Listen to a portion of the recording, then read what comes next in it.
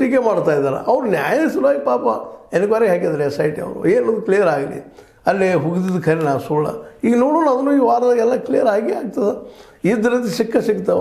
ಇನ್ನು ಕೆಲವಷ್ಟು ಮತ್ತು ನ್ಯೂಸ್ ಬರ್ತಾ ಇದ್ದಾವೆ, ಇಲ್ಲ ಅಲ್ಲಿ ಹೋಗೋದಾರ, ಅಲ್ಲಿ ಇನ್ನಷ್ಟು ಹೆಚ್ಚು ಮಣ್ಣು ಹಾಕಿದ್ದಾರೆ, ಮತ್ತೇನು ಹಾಕಿದ್ದಾರೆ ಅಂತೇಳಿ.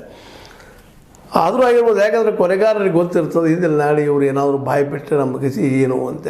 ಹೀಗಾಗಿ ಅವರು ಏನು ಸಾಧ್ಯ ಎಲ್ಲ ಮುನ್ನೆಚ್ಚರಿಕೆ ವಹಿಸ್ಕೊಂಡಾರ. ಅವರಲ್ಲೇ ಸಾಕಷ್ಟು ಜನ ಬಲನೂ ಅದ, ತೋಳು ಬಲ ಅಂತ ಪ್ರಶ್ನೆ ಇಲ್ಲ. ಪಾಪ ದುಡ್ಡು ಕೊಟ್ಟರೆ ಪಾಪ ದುಡಿಯುವಂಥ ಹಳ್ಳಿ ಜೀವನದಲ್ಲಿ ಬಡತನದಲ್ಲಿರುವಂಥ ಜನ ಬಂದು ಎಲ್ಲ ಕೆಲಸನೂ ಮಾಡಿ ಹೋಗ್ಬಿಡ್ತಾರೆ.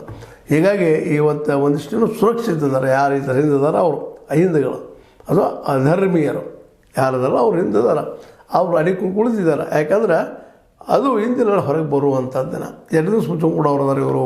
ಅದೇ ಇವತ್ತು ಬಂದು ನಿಂತದ್ದು. ಇವತ್ತು ಆ ದಿಶೆಯಲ್ಲೇ ಈ ಒಂದು ಏನು ನಡೆದ ಘಟನೆ ಧರ್ಮಸ್ಥಳದಲ್ಲ, ಇಂದಿಲ್ಲ ನಾಳೆ ಎಲ್ಲರಿಗೂ ಇದು ಅಂಟುಕೊಳ್ಳೋದನ್ನು, ಇದರಲ್ಲೇ ಭಯ ಪಡುವಂಥದ್ದು ಏನಿಲ್ಲ.